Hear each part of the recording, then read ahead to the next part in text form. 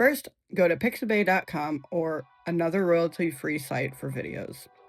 Find a video that has great contrast between the foreground and background.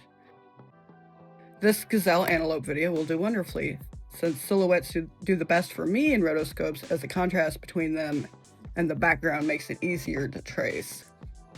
Next, save the video under the highest resolution for less blending of subject into the background when zoomed in, like less fuzziness between the two.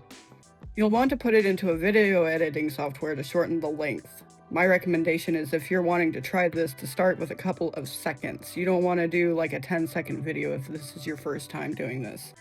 Open Clip Studio Paint, go to File, Create from Movie, then find your shortened clip to now create into a rotoscope. I animate on 2s, meaning I use every other frame for animation. This animation will be 12 frames long, though when I add more frames for the color and background and stuff, it's debatable whether those also go towards the frame count. You can tell me if you think so or not, but I'm indifferent. Turn the transparency down to around 50% so you can see the lines without making the subject invisible. And then you start tracing the outlines of your subject.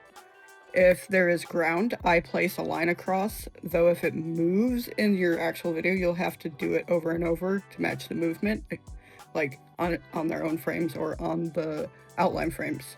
Next, we fill in the subjects with your color of choice. Today, black is the best, because I'm keeping it simple.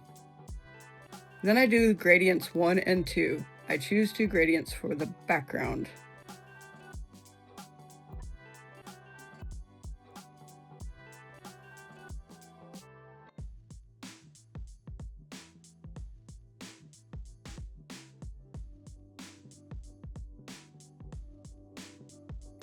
And then I do the stars over top of that background. I got this brush from the Clip Studio Paint shop. I don't remember if it was free or if I had to use Clippy, which I think that's what the currency is called.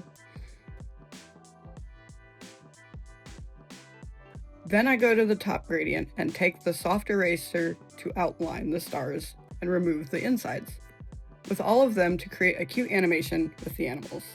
I usually fill it up more, as you can see in my other videos.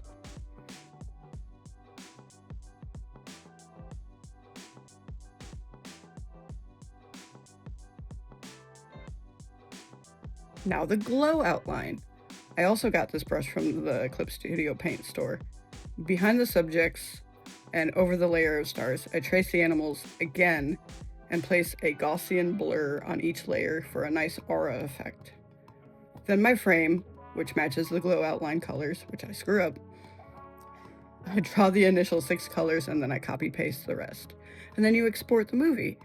After that, I put music on it to tweak the visuals in Resolve. Then you have a beautiful hand-drawn rotoscope.